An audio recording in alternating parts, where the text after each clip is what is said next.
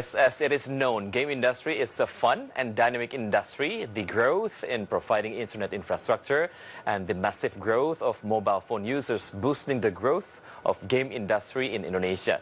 And in this segment, I would like to share some data about Indonesia's game industry and its dynamic. The first slide will be about Indonesia's game industry overview. As you can see, Indonesia has 132 million 0.7 million online population with 60 million area gamers. There are gamers, 60 million people, and almost 20 million people there are paying for games. And actually, Indonesia have 100 million number of gamers in 2020, and the annual spend per player is reaching $9.12. And based on 2014 revenue, it already resulting 181 million US dollar. As in the ULIN game industry discussion, it was said Indonesia has the potential to be the world's fifth largest gaming industry market by 2030. The game market in Indonesia is still growing, and its growth is going to be double digits for the next few years. In 2030, the market value of the Indonesian game industry will reach 4.3 billion US dollar with the domination of mobile games over console games, according to various market research. And how about Indonesia's game market? Let's see the next data.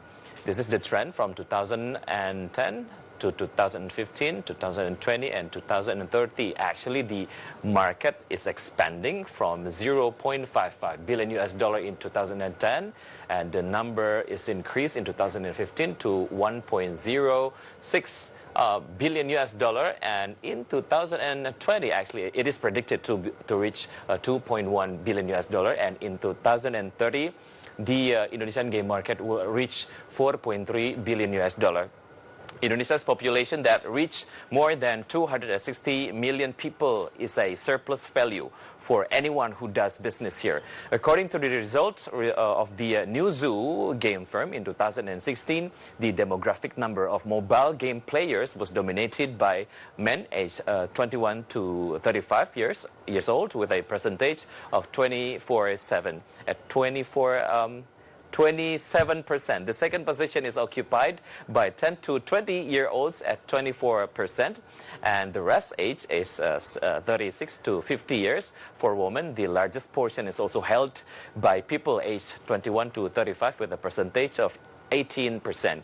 Ages 10 to 20 years old at 14%, and 36 to 50 years old at 7%. So that it can be concluded that 21 to 35 years old are the mainland for game companies, because they are workers who are willing to spend extra money for their favorite game. And then what are the main factors that supporting the growth of Indonesia's game industry? Let's see the next slide. These are the main factors or supporting factors in game industry in Indonesia. The first one is, of course, growing economy and GDP per capita, smartphone ownership, population growth, and the third one is rapid infrastructure development, as in internet development. And of course, Agate's CEO and co-founder Arif Widiasa said that in 2017 had become a significant growth factor driven by the presence of free-to-play games, or free.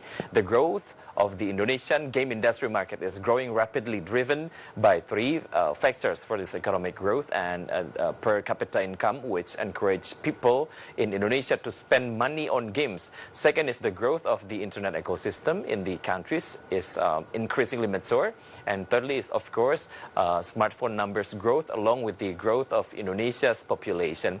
E-marketer data mentioned that in 2019, smartphone users in Indonesia will be as much as 92 million people. And how about gaming and content streaming activities? Let's see the next slide.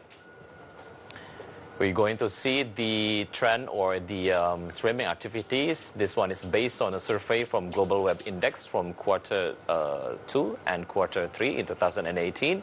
98% of people that is, using the internet, watching video online, and 50% stream TV content via internet. 46% play game streamed live via internet. and 36% watch live streaming of others playing games, and 17% watch e-sport tournaments. As you can see, these three activities are fully dedicated for gaming activities in the internet. Streaming trends are increasingly popular in the community. Even in the past it was only for streaming music, video and television, now it is also often used for streaming games. No wonder if recently there are some appearance of new profession like Instagram celebrity, vlogger and YouTuber with a huge amount of income. And how about the top 7 Indonesian e-commerce spend by category? So we're going to see which position is actually gaming sitting at. And 9.3 billion US dollar in for Indonesian e-commerce consumer spend their money for traveling, 2.6 billion US dollar for another purposes, and as you can see 1.46 billion US dollar for toys and hobbies. And okay, this is the position of the game activities in e-commerce. And Indonesia's digital economy has contributed significantly to this growth, says the AsiaPost.com, with internet users at 132.7 billion, constituting 50% of the population. Of this number, 130 million people access some social media platform. In a country ranking 3rd globally in terms of number of hours consumed on online platforms, a McKinsey report states that Indonesia's online commerce, driven by 30 million shoppers, accounts for at least 8 billion US dollar in annual consumer spending by 2022. This total online commerce market is predicted to be valued between 55 to 65 billion US dollar.